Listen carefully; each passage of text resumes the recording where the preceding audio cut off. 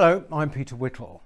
Now, I'd like you to imagine for a minute that the following was posted on social media by a very well-paid, very prominent BBC presenter. So I quote, "Well, finally it looks like the government is responding to public concerns over the illegal migrant crisis. About time too, though in my view, Suella Braverman hasn't gone far enough." End of quote. As I said, try to imagine that, although it will take a massive leap. Now, how would the following days pay out after such a social media post? Well, there would be a furore, of course. Broadcasters and figures from our institutions would condemn this outrage. So-called independent commentators would be wheeled in to show how this demonstrated finally the bigoted far-right centre at the heart of the BBC. And, most importantly, the presenter in question would be gone in 24 hours.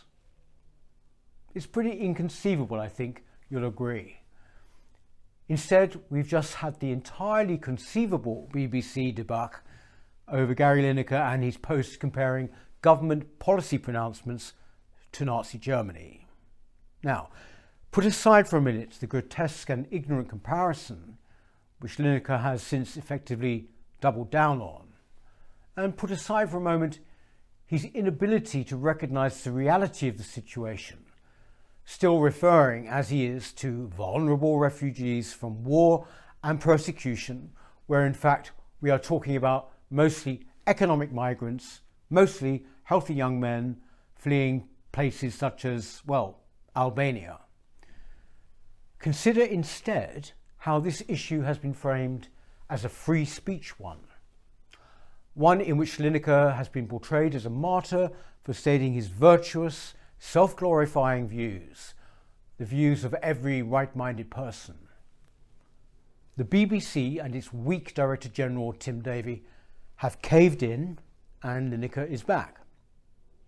But what this shows us is not the BBC yielding to free speech, whatever the quote might say on the statue of George Orwell, which stands outside its doors. No, it illustrates quite how entrenched now are a certain set of politically acceptable views. Lineker is backed by the liberal establishment because, basically, they agree with him.